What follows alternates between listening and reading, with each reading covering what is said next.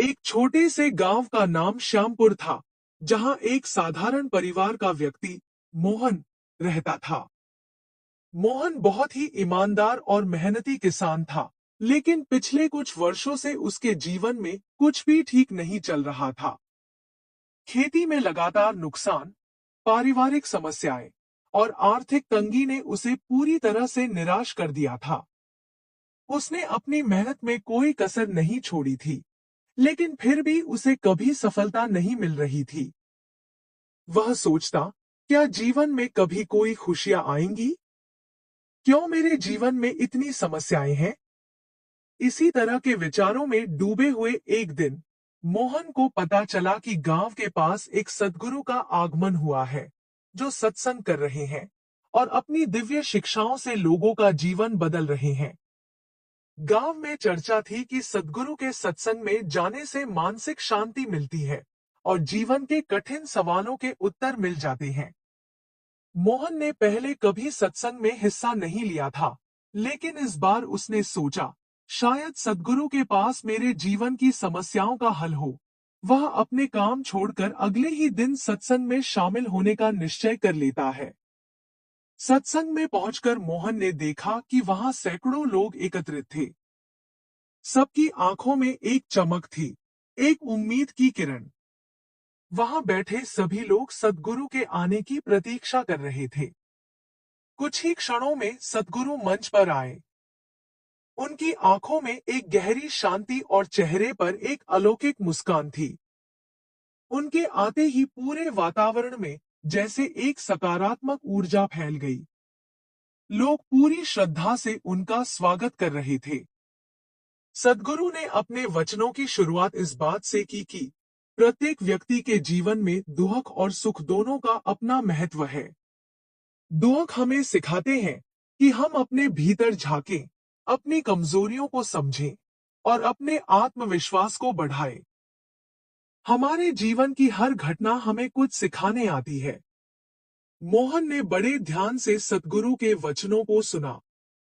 सद्गुरु ने कहा, हम अपने जीवन की समस्याओं को अक्सर बाहर के कारणों पर थोपते हैं, लेकिन वास्तविकता यह है कि समस्याओं का हल हमारे भीतर है।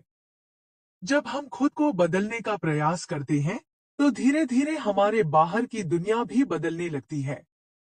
अगर हम खुद को, अपने विचारों को, अपने दृष्टिकोण को बदल लें, तो परिस्थितियां भी हमारे अनुकूल होने लगती हैं।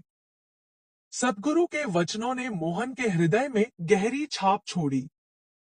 उसे महसूस हुआ कि अब तक उसने अपने दुखों का कारण दूसरों को समझा था, लेकिन आज उसे पता चला कि शायद वह खुद ही अपनी समस्याओं का कारण है। उसने सोचा, अगर मैं अपने जीवन को सकारात्मक रूप से देखना शुरू कर दूं और अपने दृष्टिकोण में बदलाव लाऊं, तो शायद मेरे जीवन में भी खुशियां लौट आएं। सत्संग के बाद मोहन ने सोचा कि वह सद्गुरु से व्यक्तिगत रूप से मिलकर अपने जीवन के सवालों के उत्तर पूछे।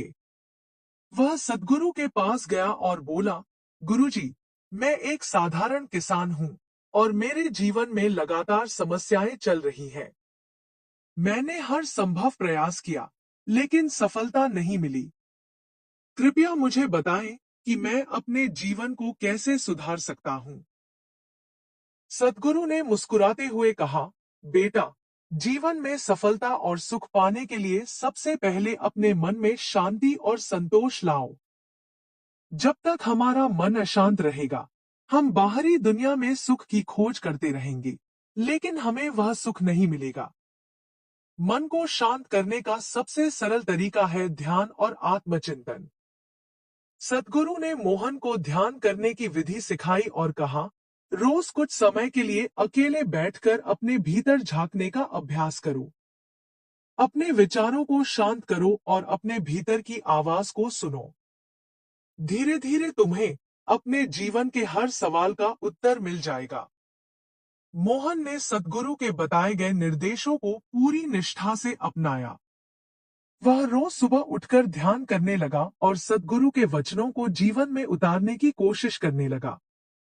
उसने अपनी सोच को सकारात्मक बना लिया और हर परिस्थिति में शांति बनाए रखने का अभ्यास किया। धीरे धीरे उसने